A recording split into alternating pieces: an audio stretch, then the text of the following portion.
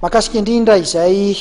fanatanjahantena eny anivon'ny université any Madagasikara izay dia mitondra fanazavana ny famerenana izany fanatanjahantena izany, ny talehan'ny fanatanjahantena sy ny kolotsaina eo anivon'ny université any Madagasikara Andriamatoa Raveloson Manutina.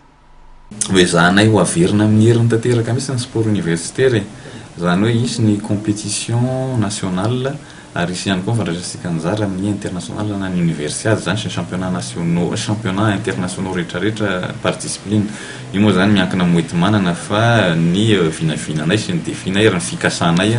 dia hitondra avo dia avo ny lentan'izany hoe sport universitaire zany araky ny politika zay napetrakay zany dia hoe misy ny innovation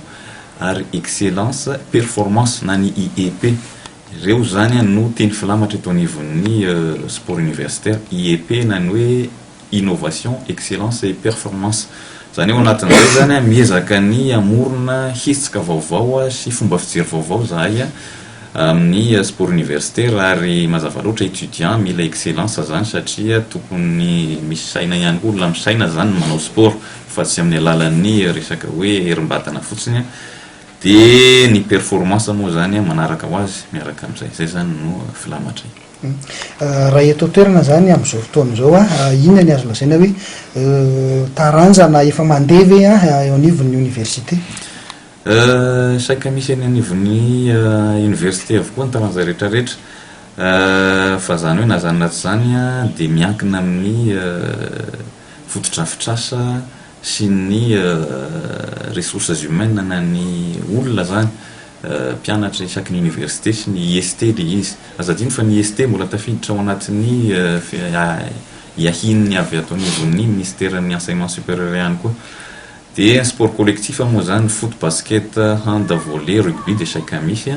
ny individuel saika misy ihany koa ny judo, ny karaté, taekwondo, misy ny lutte, ny tennis, natation, ny athlétisme, misy avokoa zany rehetrarehetra zany fa zay ny teneniko teo hoe mila redynamisation le izy fa saika misy an'izany ressource rehetrarehetra zany eny anivon'ny université de ao anatin'ny manao redynamisation totale zay zao ary miezaka ny manentana ny ankizy sy ny tompon'andraikitra ny isan'ambaratonga eny anivon'ny université fa nometana no anatin'izay. Efa mijery ihany koa zao zay ny anavozana sy ny anatsarana ary anampiana ireo antsoina hoe infrastructure sportive eny anivon'ny université am'izao ary zay zavatra zay nefa ny hiezaka goavana eritreretinay ho atomboka tsikelikely le izy mba ahafahana satria raha tsisy ny infrastructure ahafahana mipratiquer an'le sport de zavapoana ihany lay eritreretra rehetrarehetra. Efa misy ny fandondomana varavarana na ny amin'ny ambassade ny Chine zany na ny amin'ireo ambassade hafa, misy ihany koa ny iny izy ty sehatra hafa zay ezahanay hijerevana an'izay fiaraha-miasa zay mba ahafahana mametraka an'izay hoe lamina zay efa ny vinavinaina sy ny politika stratégique eto anivon'ny direction sport et culture loisir eto anivon'ny ministère de l'enseignement supérieur zay.